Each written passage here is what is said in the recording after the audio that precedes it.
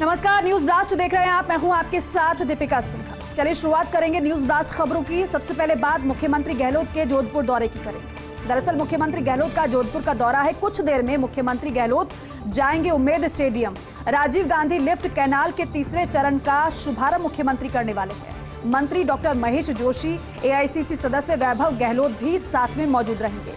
पूरे पश्चिमी प्रदेश और जोधपुर शहर के लिए वरदान साबित होगा।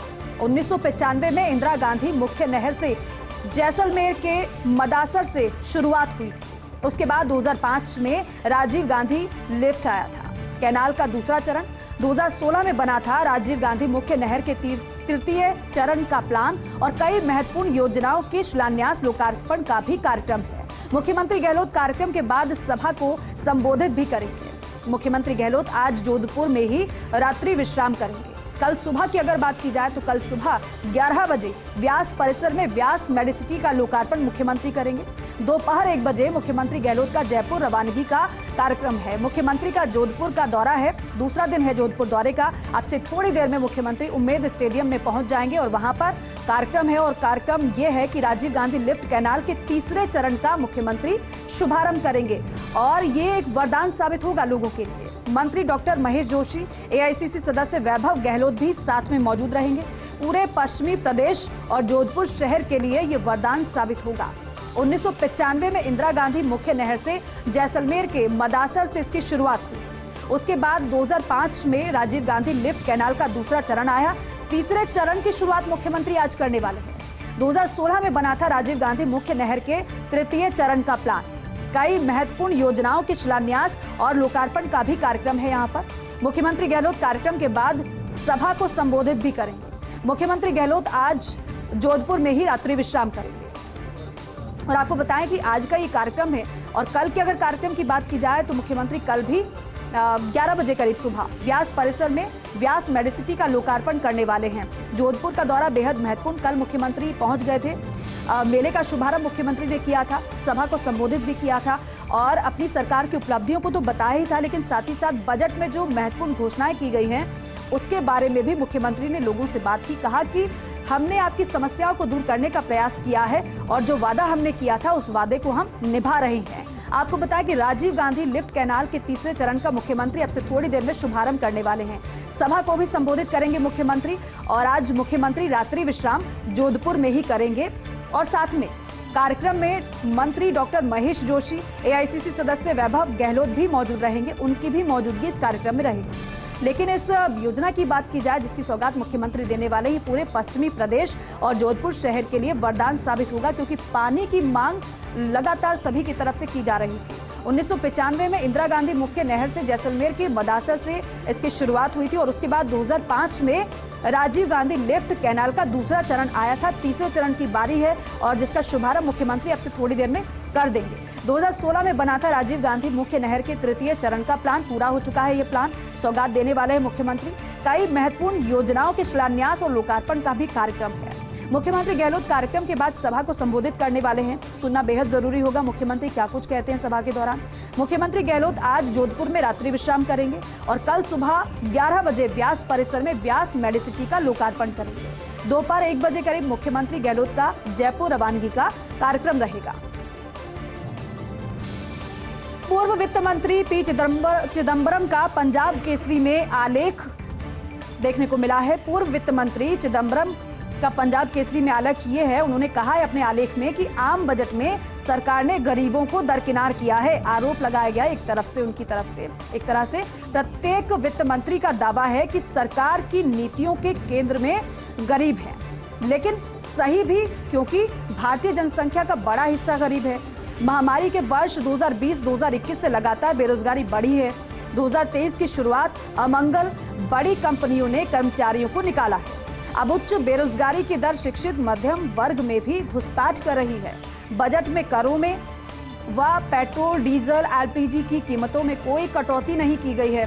साथ ही साथ वित्त मंत्री ने महामारी के बाद गरीबी, असमानता, बेरोजगारी, छटनियों, कुपोषण आदि जैसी चीजों में वृद्धि के बारे में कोई भी जानकारी नहीं दी है। और वित्त मंत्री ने 90 मिनट के भाषण में केवल 2 बार गरीब शब्द का उल्लेख किया है। ये आलेख में पी चिदंबरम ने बातें कही है। कहा है कि महामारी के वर्ष 2020-2021 से लगातार बेरोजगारी बढ़ी है, क्योंकि बेरोजगारी का मुद्दा लगातार विपक्ष उठा रहा है। और साथ ही वो अपने आलेख में ये भी कह रहे हैं कि 2023 की शुरुआत अमंगल हुई है, बड़ी कंपनियों ने कर्मचारियों को निकाला है, नौकरी के लिए लोग दर दर भटक रहे हैं। अब उच्च बेरोजगारी की दर शिक्षित मध्य वर्ग में भी घुसपैठ कर रही है और बजट में करों में व पेट्रोल, डीजल, एलपीजी की कीमतों में कोई कटौती नहीं की गई है। साथ ही साथ वित्त मंत्री ने महामारी के बाद गरीबी, असमानता, बेरोजगारी, छटनियों, कुपोषण आदि जैसी चीजों में वृद्धि के बारे में कोई भी जानकारी नहीं दी है। और वित्त मंत्री ने 90 मिनट के भाषण में केवल 2 बार गरीब शब्द का उल्लेख किया है।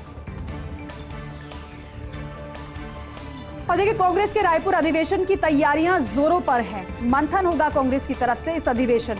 रायपुर में 24 से 26 फरवरी तक कांग्रेस का अधिवेशन होगा। देश भर से 12,000 से ज्यादा कांग्रेस पदाधिकारी इस अधिवेशन में भाग लेने वाले हैं। राजस्थान से भी बड़ी संख्या में पदाधिकारी शामिल होंगे। प्रदेश से बड़ी संख्या में कार्यकर्ताओं को व्यवस्थाओं में लगाया गया है कि व्यवस्था में कोई कमी नहीं रहनी चाहिए। भोजन, ठहरने और आवभगत का भी विशेष ध्यान रखा जा रहा है। और ऐसे में अधिवेशन में राजस्थानी मेहमान नवाजी की झलक भी दिखेगी। शैलजा और विजय ने अधिवेशन को लेकर मोर्चा संभाल रखा है। शैलजा प्रभारी हैं और विजय जागीर हैं छत्तीसगढ़ के सह प्रभारी। तो अधिवेशन की तैयारियां जोर शोर से चल रही हैं। आपको बताएं कि 24 से 26 फरवरी तक कांग्रेस का अधिवेशन होगा और इसी की तैयारियों में सभी जुटे हुए हैं। देश भर से 12,000 से ज्यादा कांग्रेस पदाधिकारी इस अधिवेशन में भाग लेने वाले हैं। राजस्थान से भी बड़ी संख्या में पदाधिकारी शामिल होंगे।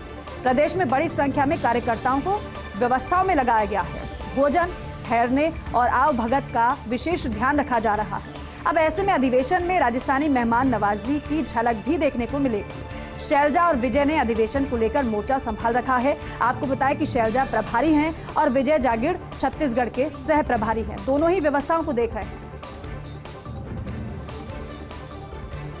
और देखिए, भरतपुर संभाग बूथ सम्मेलन टलने के आसार नजर आ रहे हैं। दरअसल 25 से 26 फरवरी को प्रस्तावित था भाजपा का बूथ सम्मेलन, जो कि टलने के जिसके आसार नजर आ रहे हैं। अब मार्च में संभव हो सकता है भाजपा का बूथ सम्मेलन। गृह मंत्री अमित शाह करने वाले थे बूथ सम्मेलन को संबोधित। प्रदेश में अब तक बीजेपी ने 3 संभागों में बूथ सम्मेलन किए हैं। जयपुर और जोधपुर में अमित शाह ने भाग लिया था। वहीं बीकानेर संभाग के बूथ सम्मेलन में जेपी नड्डा शामिल हुए थे। बीजेपी के लिए भरतपुर संभाग के जिले ज्यादा चुनौतीपूर्ण हैं। भरतपुर, करौली आदि जिलों में 2018 में बीजेपी की हार हुई थी और भाजपा यही तैयारी करती है कि जो सीटें भाजपा गंवा देती है उस पर मंथन किया जाता है कि वजह क्या रही। और अगर बूथ सम्मेलन की बात की जाए तो बूथ सम्मेलन को जब संबोधित किया जाता है तो बूथ को कैसे मजबूत किया जाए, इसको लेकर मंथन होता है। भरतपुर संभाग बूथ सम्मेलन के टलने के आसार नजर आ रहे हैं। दरअसल ये जो बूथ सम्मेलन है वो 25 से 26 फरवरी को प्रस्तावित था भाजपा का बूथ सम्मेलन। अब मार्च में संभव हो सकता है भाजपा का बूथ सम्मेलन। क्या अभी टलेगा तो मार्च में हो सकता है। गृह मंत्री अमित शाह बूथ सम्मेलन को संबोधित करने वाले थे। प्रदेश में अब तक बीजेपी ने 3 संभागों में बूथ सम्मेलन किए हुए हैं। जयपुर और जोधपुर में अमित शाह ने भाग भी लिया था। इससे पहले जो बूथ सम्मेलन हो चुके हैं उसमें अमित शाह शामिल हो चुके हैं। वहीं बीकानेर संभाग के बूथ सम्मेलन में जेपी नड्डा शामिल हुए थे।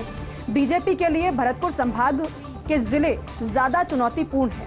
भरतपुर, करौली आदि जिलों की अगर बात करें तो 2018 में बीजेपी की यहां पर हार हुई थी।